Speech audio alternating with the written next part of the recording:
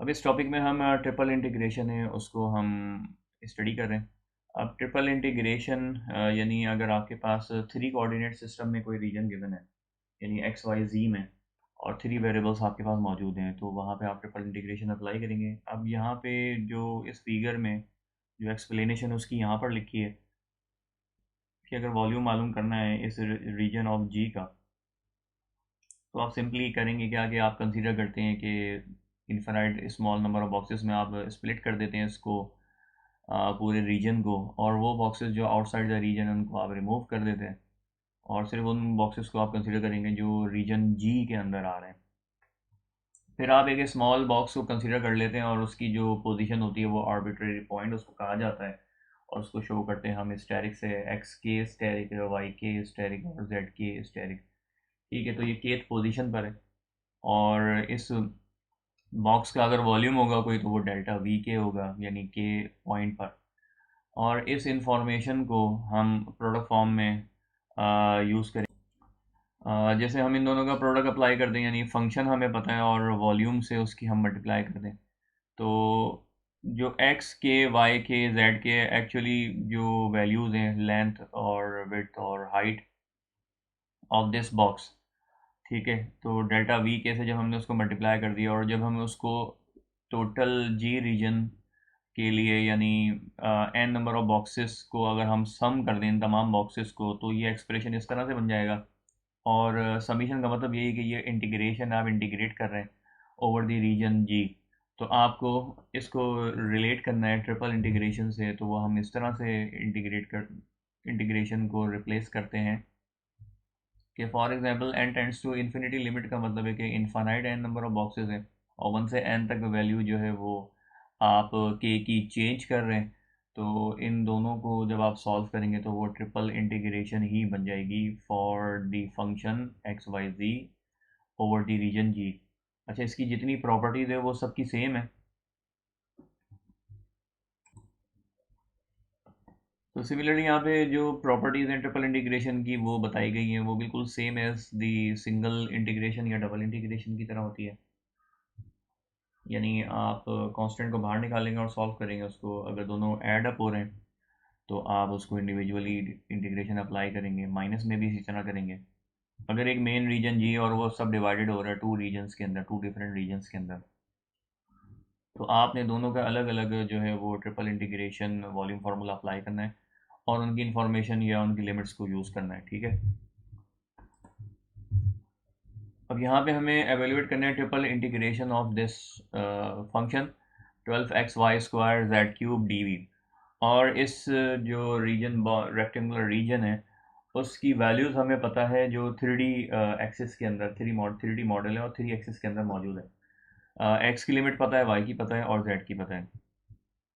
तो जब हम इसको ओपन करेंगे तो वो इस तरह से ओपन करेंगे कि हमारे पास थ्री यानी डिफरेंट वेरिएबल्स हैं, जेड वाई एक्स। तो इसमें अगर हम पहले डी जेड इंटीग्रेट करना चाहते हैं फंक्शन को विद रिस्पेक्ट टू जेड, तो हम जेड की लिमिट अप्लाई करेंगे, अगर वाई को करना चाहते हैं तो वाई की, और अगर एक्स को पहले करना चाहते हैं तो एक्स की, तो उसी अकॉर्डिंगली आप ये खुद डिसाइड कर लें।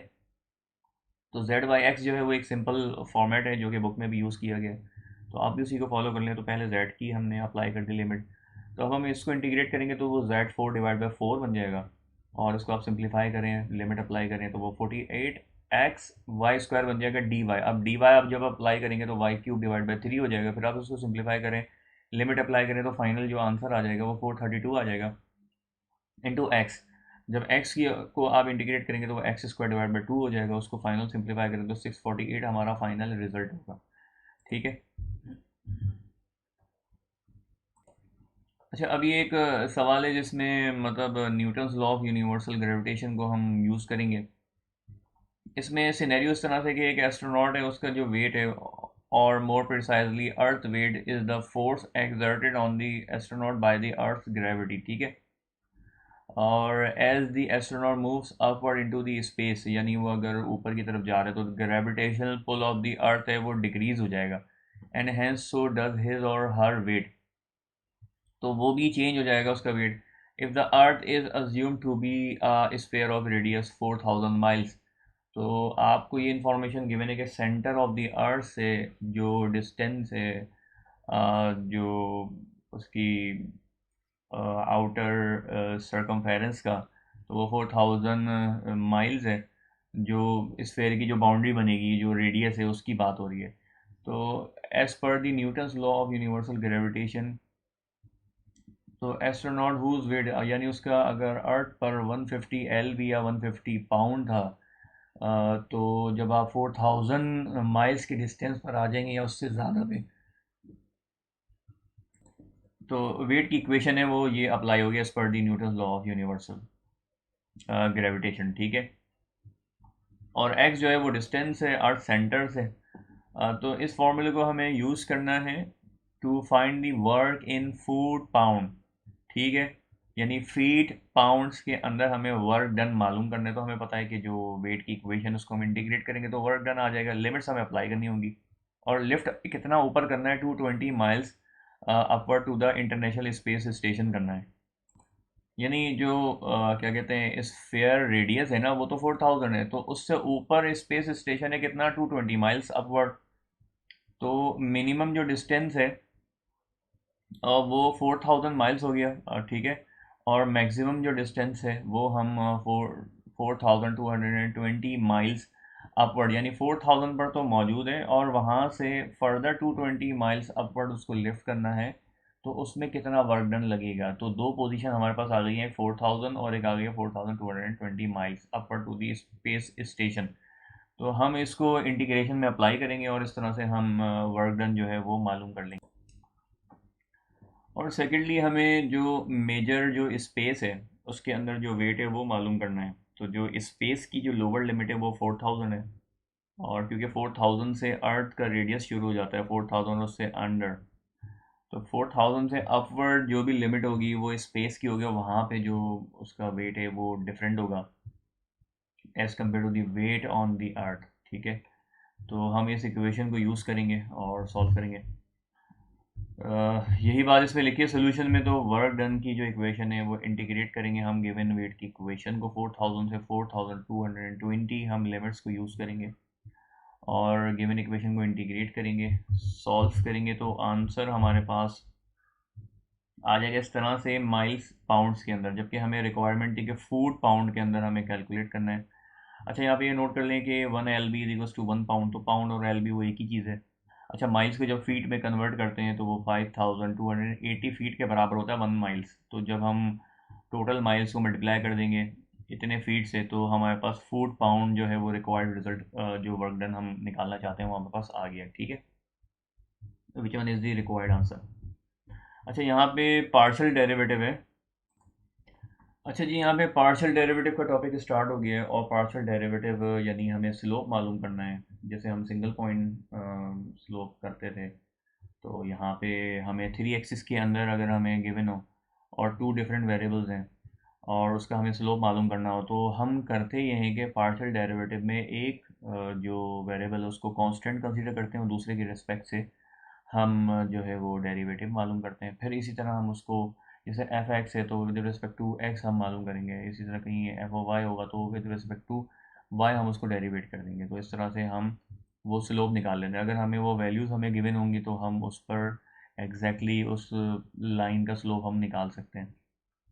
जैसे एक 3D रीजन है और यहाँ पे हमें सरफेसेस गिवन है, ठीक है, और ये एक लाइन है और उसकी पॉइंट की वैल्यू हमें गिवन है। तो इस पॉइंट पर इस लाइन का स्लोप निकालना है। तो स्लोप की जो इक्वेशन है वो f x x naught comma y naught है। तो आप partial derivative of function of several variable is its derivative, यानी हमें डेरिवेटिव लेना होगा with respect to one of those variable with the other held constant. तो इसका अब हम देखते हैं फार्मूलाज।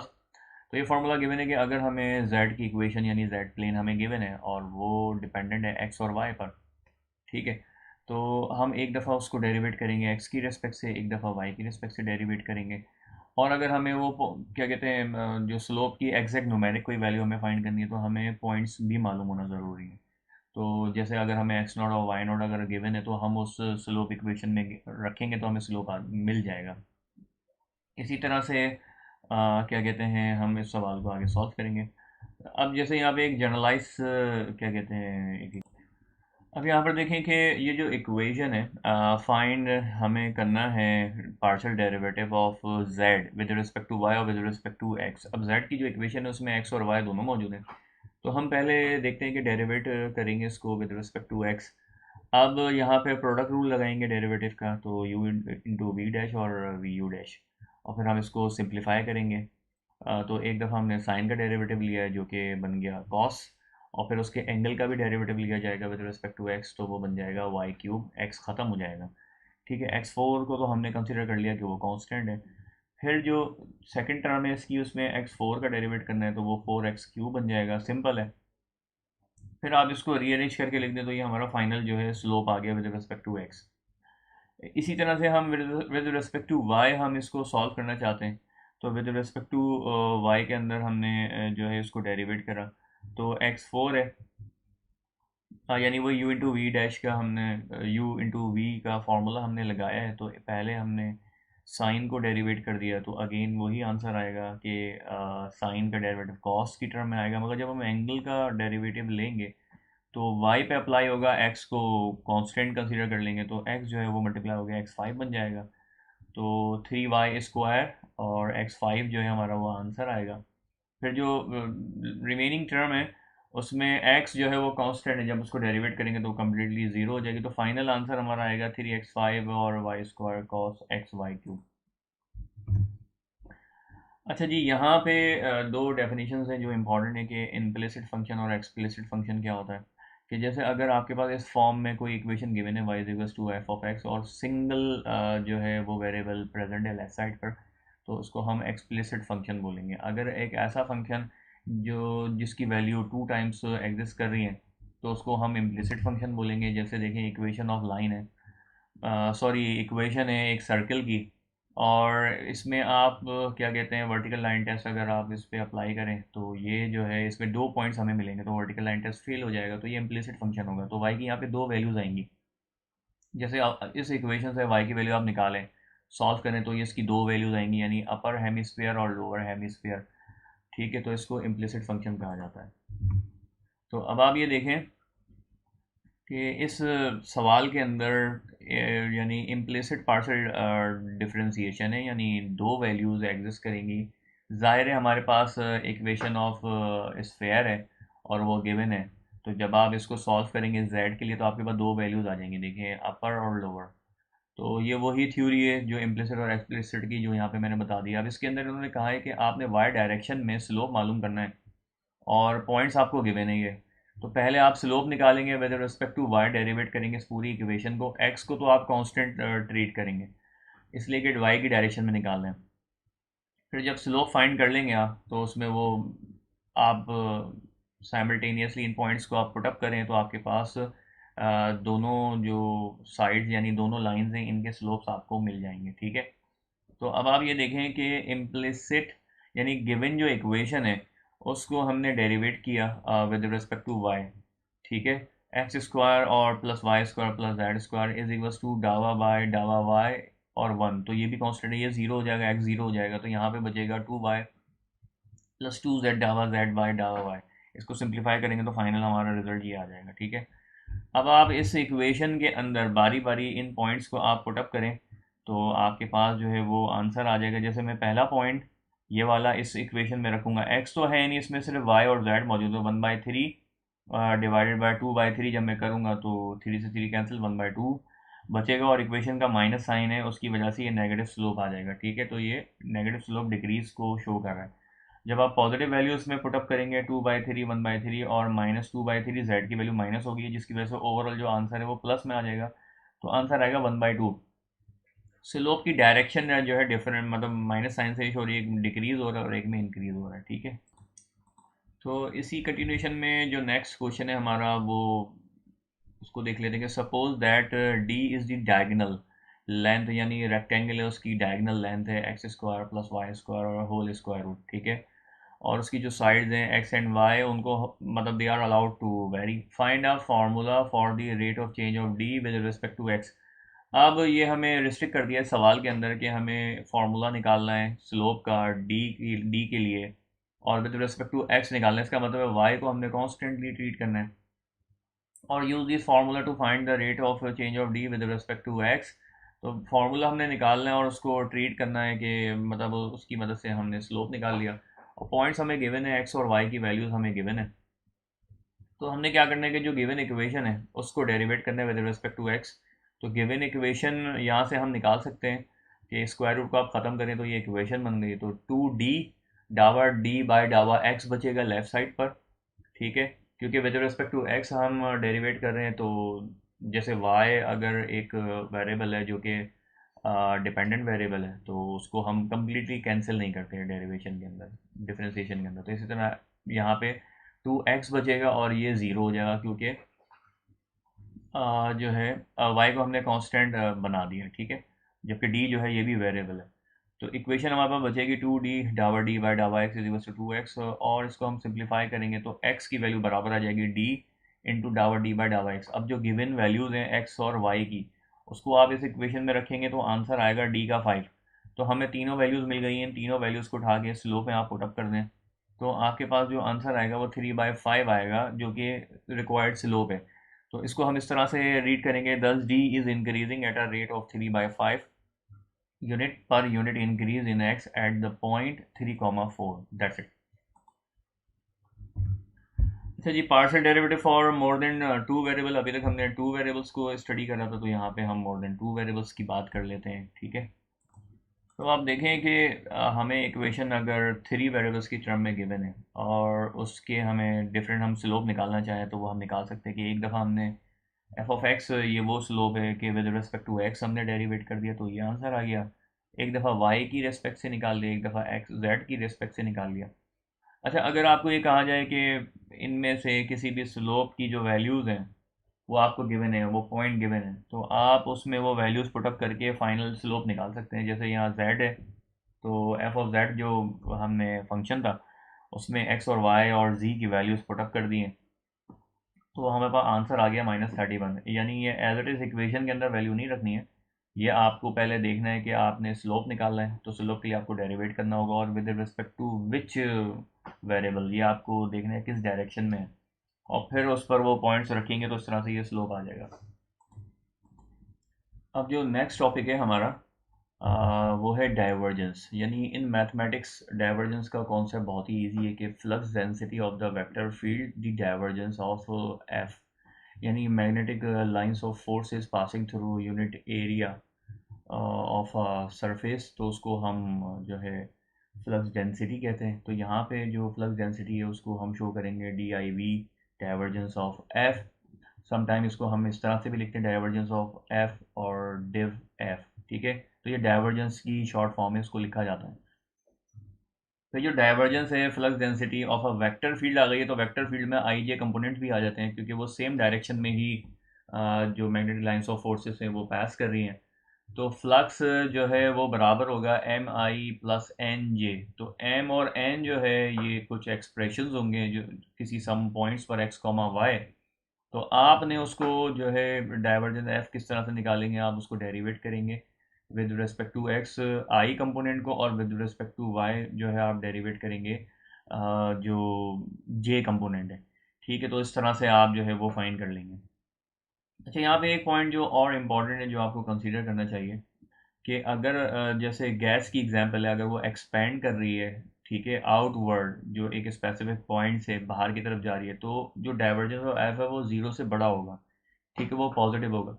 अगर गैस जो है वो कंप्रेस हो रही है, यहाँ तो एक्सपेंड हो रही थी, कंप्रेस हो रही है, तो डायरेक्शन उस पॉइंट्स की तरफ है, बाहर से अंदर की तरफ आ रही है, ठीक है, कंप्रेस हो रही है, किसी वजह से डिक्रीज हो रही है, तो जो डाइवर्जेंस है वो ज़ीरो से लेस जो है वो आप उसको उसकी वैल्यू होगी। तो हम इसका एक सिंपल सा न्यूमेरिकल है डाइवर्जेंस का, वो हम देख लेते हैं कि यहाँ पे हमें डाइवर्जेंस मालूम करनी है, और for the given flux density, और एक्स वाई कंपोनेंट इसके अंदर मौजूद हैं, और एक आई कंपोनेंट है, एक जे कंपोनेंट है। तो एक्स और वाई वेरिएबल्स पर ये डिपेंड कर रहे हैं। तो आई कंपोनेंट और जे कंपोनेंट को हम बिल्कुल वैसे ही ट्रीट करेंगे जो हमने प्रीवियस इक्वेशन में देखा है, कि हमने डाइवर्जेंस अगर मालूम करनी है तो डावा m बाय डावा x और डावा n बाय डावा y में हमने रखना है। तो आई के साथ जो भी एक्सप्रेशन है वो यहाँ पे रखेंगे, और जे के साथ जो एक्सप्रेशन वो यहाँ पे रखेंगे, और इसको डेरिवेट कर देंगे। तो देखें एक्स स्क्वायर माइनस वाई है, वो हमने यहाँ पे रख दिया m की जगह पे, और x y minus y square है वो हमने यहाँ पे रख दिया n की जगह पे। तो जब हम इसको डेरिवेट करेंगे ये तो ज़ीरो हो जाएगा, ये बचेगा 2x। तो इसी तरह से ये जो डावा बाय डावा y है, तो यहाँ पे बचेगा x और माइनस 2y। तो जब हम इसको सिंप्लीफाई करेंगे तो फाइनल आंसर आ जाएगा 3x माइनस 2y। ठीक है जी। अब यहाँ पे देखें कि ग्रेडियंट का एक टॉपिक है हमारा, और ग्रेडियंट हमें सिर्फ ये बताता है कि यानी कि कितना परसेंट जो है वो चेंज आ रहा है। ये स्लोप से ही थोड़ा करीब तरीन होता है कि जैसे ये स्लोप है और उसमें gradient with respect to unit vector यानी डायरेक्शन की बात होगी, तो ये हमेशा पॉइंट करेगा टूवर्ड्स दैट डायरेक्शन की in which a function changes most rapidly. ठीक है, यानी इस डायरेक्शन में अगर ये चेंज हो रहा है तो इसका जो डेल्टा जो एफ है वो इसी कहीं डायरेक्शन में होगा। जैसे नीचे देखें आप कि फॉर एग्जांपल ये एक लाइन है और ये जो इसका फंक्शन है और वो चेंज हो रहा है, तो उसके साथ उसका यूनिट वेक्टर भी होगा। तो उस यूनिट वेक्टर के साथ ये सम डिग्री एंगल बना के और वहाँ पे डेल्टा एफ जो है ये पॉइंट्स करेंगे। अच्छा, इसकी जो ज़्यादा थ्योरी की कॉम्प्लेक्सिटी में जाने के बजाय हम डायरेक्टली इसके कुछ एक्सप्रेशन को देखते हैं कि जैसे इसमें डायरेक्शनल डेरिवेटिव और जो ग्रेडियंट है ना वो दोनों बराबर होते हैं। तो डायरेक्शनल डेरिवेटिव भी कि जिस डायरेक्शन में फंक्शन चेंज हो रहा है, तो वहाँ पे देखें वेक्टर फॉर्म में हमारे पास एक फंक्शन गिवन होगा कि जैसे एफ एक्स अगर टू वेरिएबल है तो उसमें आई और जे कंपोनेंट जो है वो दोनों होंगे। ठीक है, जैसे एक्स है तो उसको आई कंपोनेंट है, और जो वाई वाला जो फंक्शन है वो जे कंपोनेंट है, और जो यूनिट वेक्टर है यू वन आई उसके भी आई और जे जो है वो कंपोनेंट जो है वो प्रेजेंट होंगे। अगर ये थ्री वेरिएबल होगा तो यहाँ पे एक्स नॉट वाई नॉट और जेड नॉट जाएंगे, तो आई जे के कंपोनेंट्स आ जाएंगे यहाँ पे। तो इसी तरह यूनिट वेक्टर है वहाँ पे भी चेंजेस आ जाएंगे, तो उसका भी एक कंपोनेंट जो है के कंपोनेंट आ जाएगा। जो सिंबल है इसको हम डेल्टा रीड करते हैं, अगर ये इन्वर्टेड डेल्टा होगा तो उसको नेबुला भी कहा जाता है, यानी इन्वर्टेड डेल्टा। अच्छा, जो रिमेंबर दैट डेल्टा एफ अगर लिखा है तो ये कोई मतलब इनका प्रोडक्ट नहीं है कि ये डेल्टा का और एफ का। एक्चुअली ये डेल्टा ऑपरेटर है of function F two produce the gradient delta F. ठीक है, तो डेल्टा एफ का जो फार्मूला है वो इस तरह से हम लिखते हैं प्रोडक्ट फॉर्म के अंदर कि gradient of x naught y naught, और हम निकालेंगे वो इसकी मदद से, यानी जो ग्रेडियंट है कि यानी आई कंपोनेंट होगा उसमें जे कंपोनेंट होगा, थ्री वेरिएबल्स है तो के कंपोनेंट्स होगा, और उसका प्रोडक्ट फॉर्म होगा यूनिट वेक्टर के साथ। तो डायरेक्शनल डेरिवेटिव फार्मूला और gradient can be written as, तो हम इस तरह से इनको लिख सकते हैं। तो इसका जो फार्मूला जो न्यूमेरिकल है उसको आप देखें कि हमें गिवन है एफ ऑफ एक्स वाई, और हमें एक फंक्शन गिवन है find the maximum value of a directional derivative eight -2, 0। हमें पॉइंट गिवन है -2, 0, यानी एक्स और वाई की वैल्यूज गिवन है। ठीक है, और अब हम क्या करेंगे, यानी ये एक्चुअली यूँ कह लें कि फाइंड द यूनिट वेक्टर है। अब in the direction in which the maximum value occurs, अब यूनिट वेक्टर है वो हमें फाइंड करना है यू। तो यूनिट वेक्टर का जो फॉर्मूला वो सिंपली है कि जो मेन ग्रेडियंट आपने मालूम करना है और उसको डिवाइड करना है उसके जो मैग्नीट्यूड से। तो आपकी जो गिवन इक्वेशन थी उसको आपने क्या कहते हैं ब्रेकअप करके लिख दिया है इस तरह से कि जैसे f of x x comma y इसकी एक आई की वैल्यू के साथ लिख दिया है, और जो यानी आई कंपोनेंट वो कंपोनेंट है जिसमें आप डेरिवेटिव लेंगे विद रिस्पेक्ट टू एक्स। जब आप with respect to y derivate करते हैं तो वो जे कंपोनेंट बन जाता है। तो गिवन जो इक्वेशन है वो इस तरह से मॉडिफाई हो जाएगी, यानी एक दफ़ा आप गिवन इक्वेशन को एक्स की रिस्पेक्ट से जब आप डेरिवेट करोगे तो वो 2x इंटू ई वाई आ जाएगा।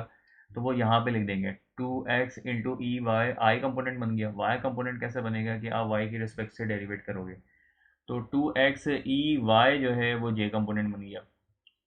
अब आपने यहाँ पे ग्रेडियंट है ऑफ एफ एट -2, 0 जो है वो वैल्यू आपने रख दी है। तो अब आप देखें कि y की वैल्यू जब आप ज़ीरो करेंगे तो e की पावर ज़ीरो 1 हो जाएगा, और x की वैल्यू -2 रखनी है तो वो -4 आई कंपोनेंट आ जाएगा। इसी तरह से आप यहाँ पे देखें कि जब आपने -2 रखा है तो ये +4 बन जाएगा, और ज़ीरो रखा है तो ये 1 बन जाएगा। तो 4j हमारे पास एक क्या कहते हैं वैल्यू आ जाएगी। ठीक है, अब हमने यहाँ पर जो ग्रेडियंट है वो हमने निकाल लिया है। ठीक है, और किसकी मदद से, जो हमने डेरिवेट लिया यानी स्लोप लिया, एक एक्स की रिस्पेक्ट से एक वाई की रिस्पेक्ट से, और जो गिवन पॉइंट हमें डायरेक्शनल डेरिवेटिव हमें जो गिवन था उसको पुटअप करके हमने एक फाइनल ग्रेडियंट हमने निकाल लिया। फिर इसी तरह से हम उस थ्योरम को अप्लाई करेंगे और maximum value of directional derivative निकालने के लिए हम इसकी मैग्नीट्यूड को निकालेंगे। तो मैग्नीट्यूड का फॉर्मूला सिंपल है कि आई और जो जो जे कंपोनेंट्स हैं, आई जे कंपोनेंट्स हैं, उनको आप स्क्वायर करेंगे और फिर एडअप कर देंगे और take the square root of both. ठीक है, तो आंसर आएगा स्क्वायर रूट ऑफ 32 और फाइनल आंसर आ जाएगा 4 स्क्वायर रूट 2। तो हम इसको यूनिट वेक्टर के फार्मूले में रखेंगे, जो स्टैंडर्ड फार्मूला के ग्रेडियंट हमें वेक्टर फॉर्म में हमें गिवन है। ठीक है, और उसको डिवाइड कर देंगे उसके मैग्नीट्यूड से, तो यूनिट वेक्टर आ जाएगा। तो ये स्टैंडर्ड फार्मूला है यूनिट वेक्टर का। तो अब हम इसमें जब वैल्यूज़ पुटअप करेंगे, उसको सिंप्लीफाई करेंगे, तो हमारे पास जो आंसर आएगा कि -1 by square root of 2i plus 1 by square root of 2j। ठीक है जी, which is the required answer. अब हमारा जो फाइनल टॉपिक है वो है ग्रीन्स थ्योरम। अब ग्रीन्स थ्योरम जो है वो हमें ये बताता है कि in one form Green's theorem says that under suitable conditions the outward flux of a vector field across a simple closed curve. यानी जो वेक्टर फील्ड है और एक क्लोज कर्व है, तो आउटवर्ड जो फ्लक्स है क्या कहते हैं, जो उसकी जो वैल्यू है वो बराबर हो जाएगी। हम उसको सॉल्व कर सकते हैं by finding the double integral of the divergence of the field over the region enclose by the curve. Divergence हम ऑलरेडी पढ़ चुके हैं इस टॉपिक के अंदर, और उसमें भी हमने कंसीडर करा था कि अगर आउटवर्ड डायरेक्शन में कोई एक्सपेंड कर रही है चीज़ तो ज़ीरो से बड़ी होगी वैल्यू, और अगर कंप्रेस हो रही है तो ज़ीरो से लेस होगी। मगर यहाँ पे हम जो थ्योरम पढ़ रहे हैं वो आउटवर्ड थ्योरम है, आउटवर्ड फ्लक्स के लिए है। यानी number of lines of forces है वो आउटवर्ड जा रही है, किसी क्लोज पाथ से बाहर निकल रही है। तो यहाँ पे देखें जो थ्योरम है वो हमें ये कहता है कि जो एम आई यानी आई और जे कंपोनेंट्स है वो हम इसको इस तरह से डाइवर्जेंस की फॉर्म में हम इसको लिख सकते हैं कि जो ग्रीन्स थ्योरम की जो डबल इंटीग्रल है, अगर हम फाइंड कर लें डाइवर्जेंस का, तो वो एक्चुअली हम मालूम कर लेते हैं। यानी हम क्या कहते हैं, एवेलुएट करना चाहते हैं किसी यानी आउटगोइंग फ्लक्स को, तो हम ग्रीन्स थ्योरम को यूज़ करते हैं। सवाल में आपको मेंशन होगा कि ग्रीन्स थ्योरम के थ्रू आप इसको एवेलुएट करें, तो आप जो है वो आउटवर्ड फ्लक्स टेक्निक के थ्रू ही इसको एवेलुएट करेंगे। कि अगर आपको इक्वेशन देखें गिवन है, इंटीग्रेट करना है उसको, ये क्लोज्ड सरफेस या रीजन है सी, और M with respect to d y और minus N with respect to d x. अब यहाँ पे आप तवज्जो दें कि ये माइनस है। जब हम इसको, ये फार्मूला है, डाइवर्जेंस के इंटीग्रल में कन्वर्जन करते हैं तो डावा एम बाय डावा एक्स, और साइन जो है वो प्लस आएगा। एन की वैल्यू भी हमने प्लस ही लेनी है, ये माइनस साइन हमने ख़त्म कर देना है। ठीक है, तो ये फार्मूला है जो बुक को हमने फॉलो करना है, और इसकी डिटेल में नहीं जाऊंगा मैं, वरना लेक्चर बहुत लेंदी हो जाएगा। तो d x y divergence integral हो गया। तो अब आप देखें हमारे पास जो सवाल गिवन है वो है एवेलुएट करना है लाइन इंटीग्रल को जो हमें गिवन है विद रिस्पेक्ट टू, यानी ग्रीन्स थ्योरम के थ्रू करना है, और सी जो है वो क्लोज रीजन है। ठीक है, और जो कि स्क्वायर है उसका cut from the first quadrant by the lines x is equals to 1 and y is equals to 1। तो एक्स और वाई उनकी वैल्यूज भी हमें गिवन है। तो हमने सबसे पहले वाली कंडीशन जो आउट गोइंग फ्लक्स है उसको कंसीडर करना है कि एम जो है वो एक्स वाई है जो डी वाई के साथ लिखा है, और एन जो है वो प्लस वाई स्क्वायर है। और फार्मूला हमने अप्लाई करना है जो हमने प्रीवियस स्लाइड में देखा था कि लेफ़्ट साइड और राइट साइड ये आपस में बराबर है, यानी डाइवर्जेंस का जो इंटीग्रल है डबल इंटीग्रल वो बराबर होगा लेफ़्ट साइड। ठीक है, एज पर दी ग्रीन्स थ्योरम। तो हम इसको एवेलुएट कर लेंगे, यानी जो हमें फाइंडिंग करनी है। तो अब हमने यहाँ पर डायरेक्टली वैल्यू किस तरह से पुटअप कर दी है इसको समझ लें कि m की वैल्यू एक्स वाई है, तो एक्स वाई को with respect to x derivate करना है, तो y बचेगा खाली, तो y आ गया यहाँ पर। और प्लस जो n है उसको with respect to y derivate करना है, तो वो 2y आ गया, तो 2y, y प्लस 2y जो है वो इस तरह से इक्वेशन मॉडिफाई हो गई। अब इसको सिंपली डबल इंटीग्रेट करना है। x और y की जो लिमिट्स है वो हमें 1 गिवन है, तो मिनिमम जो है वो 0 होगी, इसलिए कि ये आउटवर्ड गोइंग फ्लक्स है, तो किसी पॉइंट से ये बाहर निकल रहा है तो वो 0 होगा मिनिमम। ठीक है, और मैक्सिमम वैल्यू वो हमें गिवन है 1, तो हमने ये लिमिट्स अप्लाई करनी है, डबल इंटीग्रेट फाइंड करना है, और इसको सिंप्लीफाई कर लेंगे तो 3/2 हमारा फाइनल आंसर आएगा। That's it.